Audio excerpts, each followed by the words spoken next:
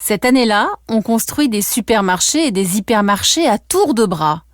Cette année-là, les Verts de Saint-Étienne s'entraînent pour redevenir champions de France de football. Cette année-là, Johnny Hallyday, Sylvie Vartan, Eddie Mitchell, France Gall et Claude François prennent la pause ensemble à la une de Salut les copains. Cette année-là, ça vous rappelle quelque chose ? En réalité, nous sommes en 1966 et il est temps pour nous de faire la connaissance d'un maçon carreleur pas comme les autres. Alors que le temps est pourtant bien frisqué en ce début d'été, Jean Desjoyaux décide de creuser dans le fond de son jardin. Brouette de terre après brouette de terre, il imagine une piscine. 10 mètres par 5 de béton armé recouvert de carrelage. L'idée est, disons, originale pour l'époque. Mais Jean Desjoyaux a une motivation secrète. Il veut faire un cadeau à ses 3 enfants. Vous connaissez Desjoyaux, la PME française qui est désormais le numéro 1 mondial des piscines ? Nous ne sommes qu'au tout début de son histoire.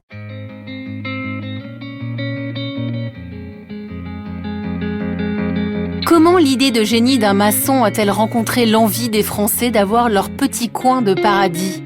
Comment la famille Desjoyaux a-t-elle réussi à conquérir le monde de la piscine malgré de sérieux coups durs ?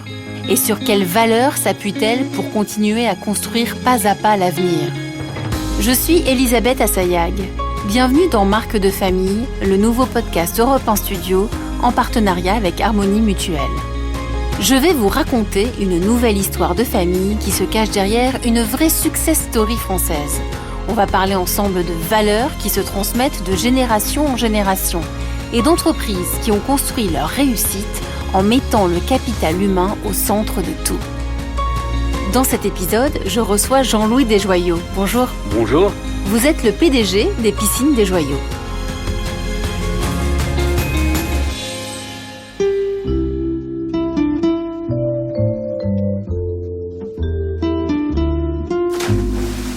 Je suis sûre que vous connaissez cette scène.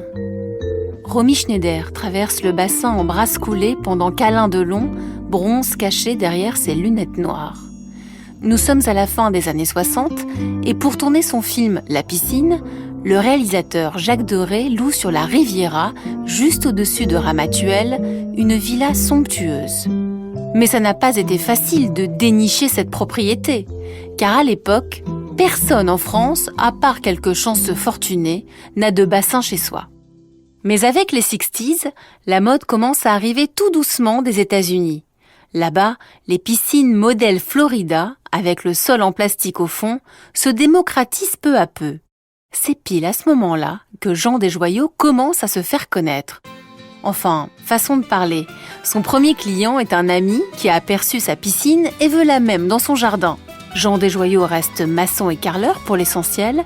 Il se met simplement à construire quelques piscines, par-ci par-là. Pendant ce temps, Jean-Louis Desjoyaux, son fils, est censé être à l'école.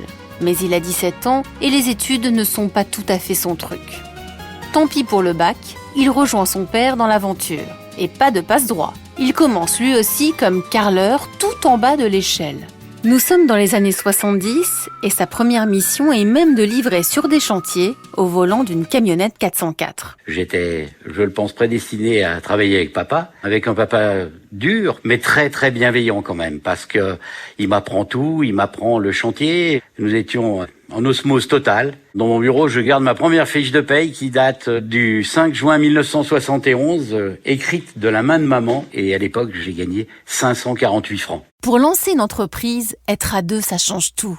Père et fils unissent leurs forces, ils décident même d'innover. Pour Robert Herbin, qui est alors l'un des piliers des Verts de Saint-Étienne, il crée une piscine en bois. Un coup de génie. Sauf que ce bassin s'écroule. C'est une catastrophe. Alors, ils se remettent à chercher, à inventer.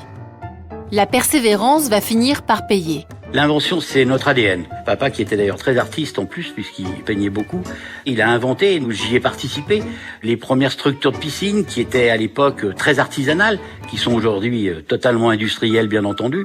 Mais on a aussi inventé notre fameux groupe de filtration avec papa, qui était en cavalier, comme un moteur hors-bord de bateau sur nos piscines. Et puis aujourd'hui, écoutez, c'est 3-4 brevets internationaux chaque année. Et c'est un des moteurs de notre croissance aujourd'hui, quoi. Dans les années 90, la petite PME marche tellement bien que le groupe Desjoyaux finit par entrer en bourse. Le climat se réchauffe, les Français ont envie de cocooning, les piscines poussent comme des champignons couleur bleu azur. Et comme cette mode n'a pas de frontières, la famille se lance même à l'étranger, en Égypte, en République tchèque. Mais en 2008, un nuage bien sombre rattrape les Desjoyaux. La crise financière actuelle est la plus grave depuis un siècle. Ce n'est pas moi qui le dis, Bérangère, mais Alan Greenspan, l'ancien patron de la Réserve fédérale. Il disait hier que c'était sans doute loin d'être terminé. Et ce matin, voilà que la banque Lehman Brothers annonce qu'elle va demander sa mise en faillite. La crise financière qui fait plonger l'économie de pays entiers, comme l'Espagne ou la Grèce. Le groupe Desjoyaux s'enfonce avec. C'était terrible, terrible. On perd 8 millions d'euros de chiffre d'affaires. C'était fou. J'ai encore des frissons. Nous avions dimensionné l'usine pour réaliser 25 000 bassins. Et on tombe, en 2013, à 6 000 bassins. Eh ben, écoutez, on s'est retroussé les manches avec mes collaborateurs. On a continué d'investir massivement parce que j'ai dit, on n'arrête pas. On a investi 40 millions d'euros en pleine crise. Et on a baissé drastiquement nos coûts. Et heureusement, bien nous en a pris quoi, parce que ça nous a permis de rebondir derrière et de continuer, malgré ces baisses drastiques de chiffre d'affaires, on a toujours gagné un petit peu d'argent quand même. Au cœur de l'été 2015, la famille est frappée par un nouveau drame qui la touche en plein cœur. Ce jour-là, Jean Desjoyaux est au volant, seul. Le patriarche connaît très bien ce carrefour près de chez lui sur le chemin de l'usine familiale. Mais il a 87 ans et il est victime d'une rupture d'anévrisme. Sa mort est un choc terrible dans toute la région. Car Desjoyaux n'a jamais cessé d'être une entreprise locale, fière de ses racines. La plaine du Forêt, la vue sur les premières collines de Saint-Étienne, ce n'est pas un simple décor, c'est leur fief. Quand tout tremble autour, Jean-Louis Desjoyaux regarde ses vignes, son troupeau de charolaises, c'est une force inépuisable. Et quand son père meurt, l'éternel fan de foot comprend qu'il est simplement temps de commencer un nouveau match. Heureusement, il peut compter sur ses frères et sœurs et sur la nouvelle génération aussi, enfants, cousins. À quelques kilomètres du stade Geoffroy-Guichard, Desjoyaux, ce n'est pas seulement une histoire de famille, c'est celle d'une équipe.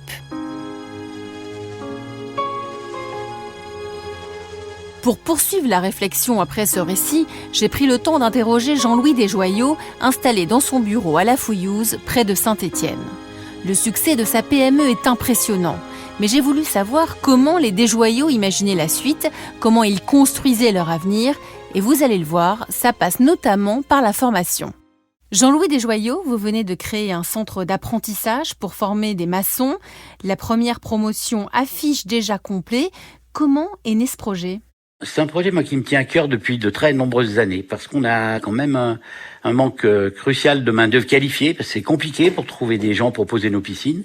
Et ça me tient doublement à cœur parce que je pense que c'est une toute petite pierre à l'édifice d'aider les jeunes ou les moins jeunes à retrouver un emploi ou éventuellement être salarié ou derrière se mettre à son compte. On veut absolument que nos candidats partagent nos valeurs de travail, nos valeurs de le goût du travail bien fait, le sens de l'économie, le respect de l'autre, voilà. Ce sont des valeurs simples, des valeurs que l'on puise, en tout cas que moi je puise dans mon havre de paix de la plaine du Forêt, quoi. Vous avez investi plus de 100 000 € dans ce centre de formation. Vous vous engagez aussi à embaucher les élèves à la sortie. C'est un coût que vous assumez ? Oui. On a les moyens de l'assumer, donc vraiment, j'espère que ce coût sera récurrent et qu'il sera 100 000, plus 100 000, plus 100 000, plus 100 000, et qu'on pourra vraiment s'inscrire sur une longue durée dans ce centre de formation, quoi. Chez Desjoyaux, vous fabriquez des piscines où l'on se détend, loisirs et bien-être à la fois. Est-ce que prendre soin de la santé de vos salariés, c'est aussi important ? C'est capital. Chez nous, vous savez, il y a une ambiance absolument extraordinaire. Nous sommes très proches de nos collaborateurs. Il n'y a pas de fioriture entre eux et nous. Il y a de la simplicité, aussi de la bienveillance. On les accompagne au quotidien, même si on est 250, on y arrive, sur n'importe quel sujet, qu'il soit privé ou professionnel. Voilà, moi je viens d'avoir un collaborateur qui vient de m'appeler il y a un quart d'heure, atteint du Covid, ça se passe plutôt mal pour lui, il sait qu'il peut compter sur moi, il m'appelle, voilà. Mais si vous voulez, tout se passe très naturellement en tout cas. Aujourd'hui, on vit un boom de la piscine, mais vous avez eu des années difficiles, on l'a raconté. Il y a eu le confinement aussi. Comment on vit ces hauts et ces bas quand on est une entreprise familiale? Est-ce que ça aide? Bien entendu que ça aide, mais dans ces moments terribles, d'abord on se sent très très très très seul. Parce qu'il y a des décisions à prendre qui sont souvent extrêmement difficiles. La première crise, il a fallu racler les fonds de tiroir, il a fallu sans évidemment toucher aux collaborateurs et sans licencier, il a fallu aller chercher des économies un petit peu de partout et on peut pas les trouver tout seul, on est obligé de les trouver ensemble, en partageant et avec la famille et avec les collaborateurs. Et pour en revenir au dernier confinement, quand entre les deux discours du président qui sont pas on ne peut plus clairs, je prends la décision en mon âme et conscience de garder l'usine ouverte, je la prends tout seul, quoi. Ma famille me suit, mes collaborateurs me suivent, mais je me dis, est-ce que tu as pris, oui ou non, la bonne décision? Est-ce qu'elle ne sera pas fatale? Et puis, écoutez, j'ai eu beaucoup de chance parce que finalement, j'ai pris la bonne décision de laisser l'usine ouverte, de produire, de réouvrir nos magasins et continuer à vendre en B2C, quoi. Dans ces moments très, très, très, très difficiles, la grande famille proche et famille collaborateurs compte énormément en ce qui me concerne. Et là, on retrouve tout l'impact humain de l'entreprise, quoi, du groupe. Vous aviez annoncé dans la France Bouche sur Europe 1 que vous versiez 16 mois de salaire par an à vos salariés, en comptant la participation et l'intéressement. Quel est le message que vous voulez faire passer quand vous prenez, vous, patron, une telle décision? Écoutez, d'abord, c'est une très grande fierté pour moi, parce que c'était un de mes objectifs depuis de nombreuses années, d'arriver à pouvoir partager avec mes collaborateurs ces 3, 4, j'espère 5 un jour, mois de salaire. Je sais pourtant si je suis pour la méritocratie. Après moi, en ce qui me concerne, il n'y a pas de limite au partage des richesses. Vous vous apprêtez à passer le flambeau à la tête de l'entreprise familiale. Quelles sont les valeurs que vous allez transmettre? Alors, vous savez, on est une famille, je vais transmettre à la 4e génération, et en l'occurrence, c'est mon fils Nicolas qui va me succéder. Une valeur qui m'est chère, c'est le bon sens paysan et l'esprit d'économie. Il y a quelques années en arrière, papa nous avait offert un porte-clés, et il était inscrit un texte qui disait « Louia ou Elouia ». Et en patois-forésien, ça veut dire « un sou est un sou ». Pour vous, Jean-Louis Desjoyaux, le capital humain, qu'est-ce que c'est? Ici, à l'usine, le capital humain, il est au centre de tout. J'ai une confiance totale en ma famille, bien entendu, mais à l'ensemble de mes collaborateurs proches et moins proches. Je délègue énormément, j'écoute beaucoup, je transmets au quotidien mes valeurs d'entrepreneur. Comme je suis un homme de passion, écoutez, j'essaye de transmettre toutes mes passions, aussi mes passions au quotidien, à tous mes collaborateurs.